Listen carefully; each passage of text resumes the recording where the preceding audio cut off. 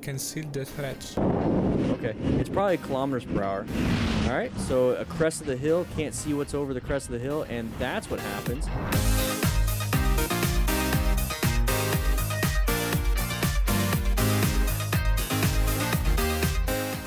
Only an hour away. All right, so riding like crazy, 142 kilometers per hour. Somebody write that in the chat. Somebody write that in the comments. How fast is that? I'm not gonna do the math. We're all braking. We're all braking. Good job with the swerve. To avoid a driver making a U-turn in an unauthorized place. Unfortunately, It doesn't matter. You hear that, Motostars? Let's listen to Motostars. Let's go ahead and turn it up a little bit for you. Be loud. I'm sorry. These bikers managed to avoid a driver making a U-turn in an unauthorized place. Making a U-turn in an unauthorized place. Unfortunately, Let's go back just a little bit.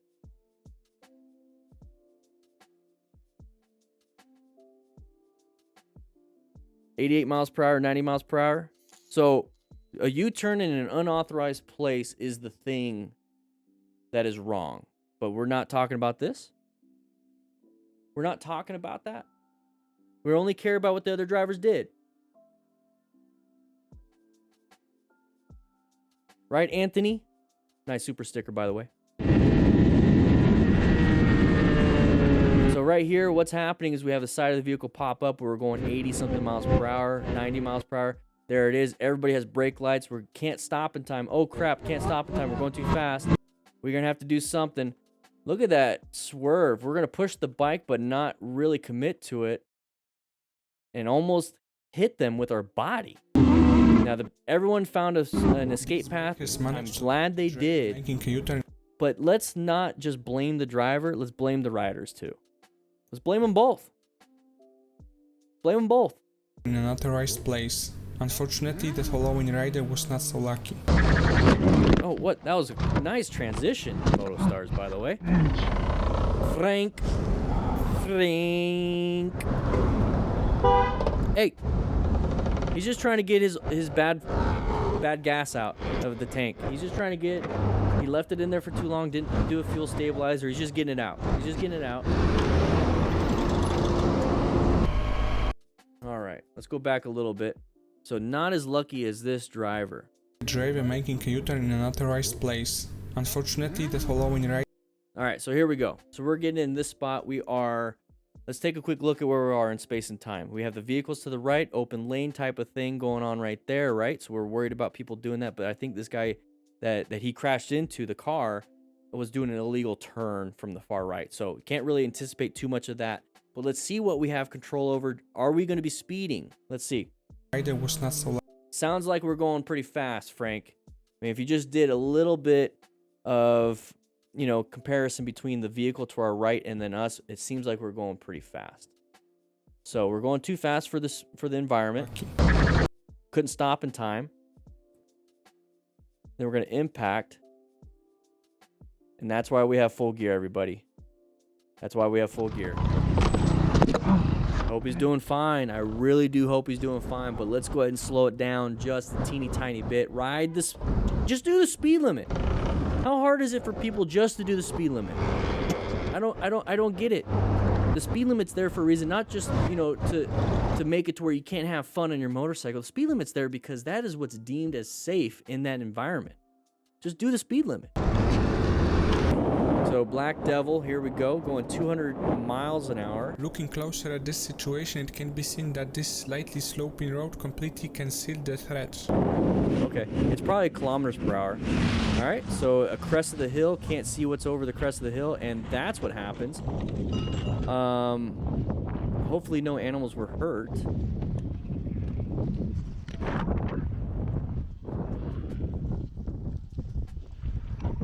So check up on your buddy, see if he's okay.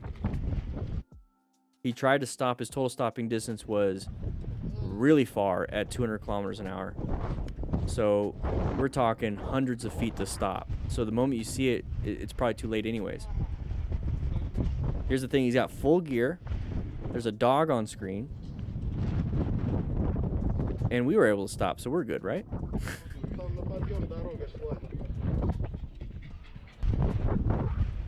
So he's not getting up. but he's able to move.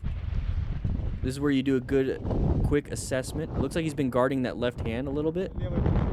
There you go. You can take off his backpack if you want. He looks like he's guarding that left hand.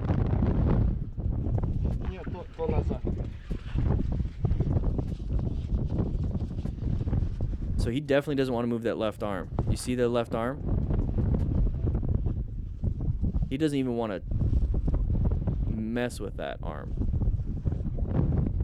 So he just kind of lets it go, and his hand just lets it go. I'm surprised he didn't see the side of the sheep. I mean, there's 100 of them.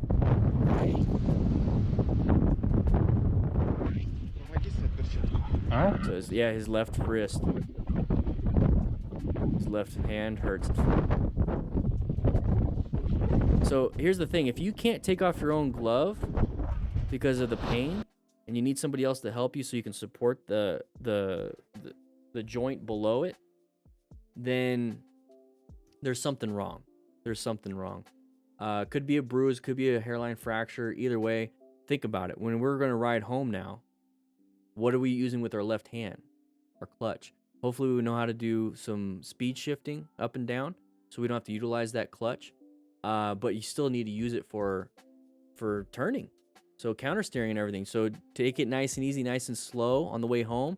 Now, I know these guys don't like to take it nice and slow because we're going 200 and closer at this situation, it can be seen that this slightly like 193, 197 kilometers an hour.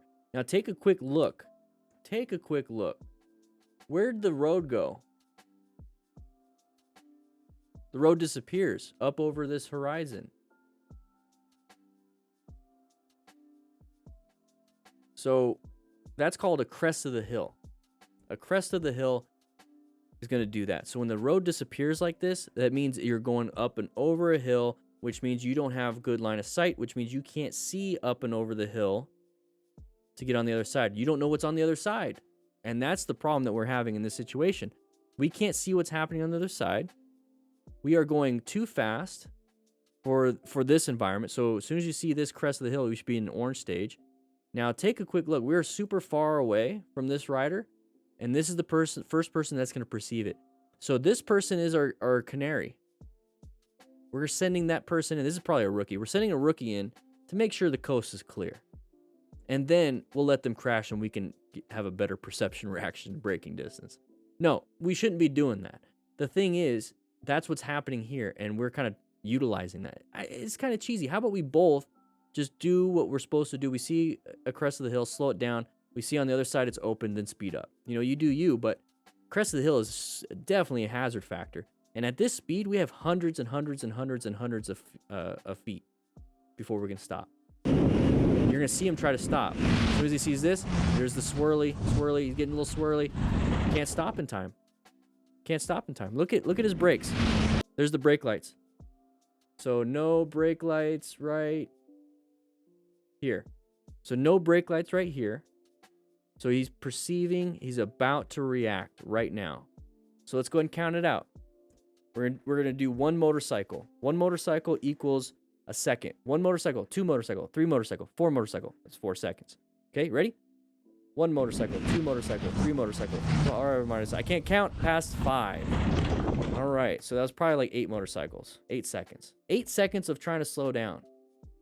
I'm used to saying Mississippi, but not everybody knows what Mississippi is. 8 seconds to slow down, and still didn't slow down enough.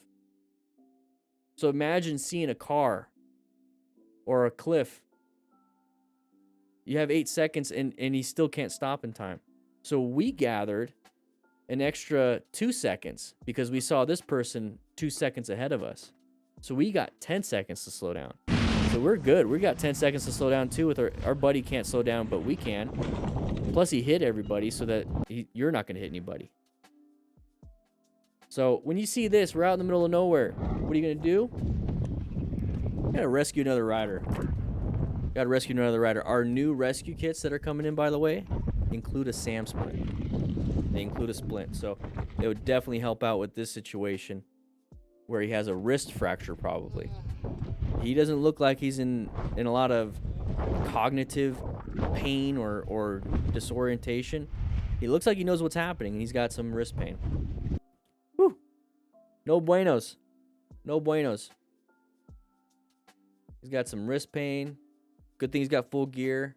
Look at that. Gotta be careful. It's like it could be fractured. Here we go. Moving on. You know I love having my phone on the handlebars so I can see what turns are coming up utilizing my GPS. The best way I think you could do that is using the ROKFORM mount. I use it for my mountain bike, the little FTRs, and then also the big boy FTR that I ride. And guys, links in the description for a discount. Check it out. You're gonna like it, and I'll be seeing you around. He was preoccupied. We're filming Missed the dead end sign. inside our jacket. Turn put him in the rather embarrassing position. What does that say? Dead end. Okay, cool. So it's a chest mount. We got our jacket open, so we're not... I don't know what we're doing here. Oh, this is you, main IAC HD rider. We're in the chat. What happened? You didn't realize it was a dead end? Whoa, whoa, whoa. Keep going. When in doubt, throttle out. Keep going, baby. Woo-wee. There you go. There you go. There. Don't feel too bad. I've done something very similar. Can I get it over?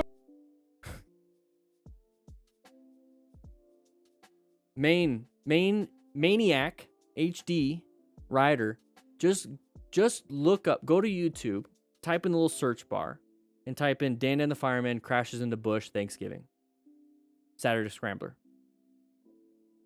I don't know if you need to use that many keywords, but it's something similar, kinda. You know Scarlet, right? It happens, right? Let's watch it again, just for fun. Him in the rather embarrassing position. Just for fun. All right, dead end. So let's just go ahead and see what happens here. We got our primary controls. Let's see where we brake and hit the gas. So rolling off, engine braking.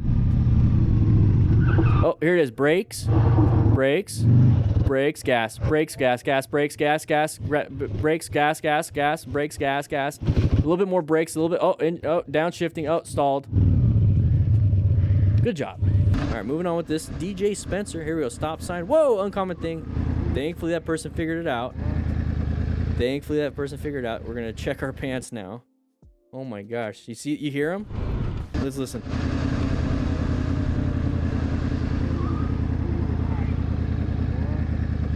I just hear like, oh my gosh, or something like that. We're coming up to an intersection. We're riding around, having a good time. We're just finishing up a ride. It sounds like he needs a downshift, but you know, that's another thing. We don't have full gear, so we don't have a jacket at least. I think we have gloves. But stop sign, intersections, orange stage, prepped and ready. We start to see this. Uh-oh, uncommon thing in a common situation. What do we do? What do we do? We can stop, right? Let's say we stop right here. We can still get hit. What happens if we decide to swerve and then stop right here? I think we're good. So you have to start making these life and death decisions, which kind of sucks. And it might be scary for you as a new rider, but the thing is, a life and death situation doesn't have to be scary. You could just fall back on your training, and you don't even have to think about it. And the only way you get that training is through motorcycle practice in a parking lot, while you're riding and doing some situational awareness, watching these videos. This is all training, okay? This is why you have to sign in and click that like button to get credit for today's class. So practice, practice, practice. We have parking lot practice on Motorcycle Training Concepts, the YouTube channel. So check it out. But right here is you need to practice your swerves. You definitely need to practice your swerve in this situation, and then braking. So swerve and then brake. That's what you need to do. Now, thankfully, this driver saw it and swerved the other way because they did a mistake, and we stopped too. But you see how we're kind of at an angle? We're still in the swerve and then brake, and then we start to fall in, but we catch it with our legs. Now, once again, if anything happened and we did this and they crashed into us, having full gear would have hopefully mitigated a lot of injuries. So right here, what does no jacket do? It doesn't mitigate elbow injuries. It doesn't mitigate shoulder injuries. And now your back isn't being mitigated either. So no jacket, you're screwed right there. And then also you have abrasion problems. If you don't have a jacket, you can't mitigate the abrasion problems, which is road rash. So you have to wear a jacket. It's going to mitigate so many different factors, so many different injuries that you could possibly be having. And Dozer Man with the 10, thank you so much. Appreciate it. Thankfully, he's okay. Check his pants now. Guys, if you like this kind of stuff, we do this every Tuesday and Thursday on this channel at 3 p.m. Mountain Standard Time live. So make sure you check that out. But if you want to check out some other things like this video right here or this video right here, please do so. It supports the channel. Click that like button, by the way. Check into class. Anyways, I'll be seeing you around.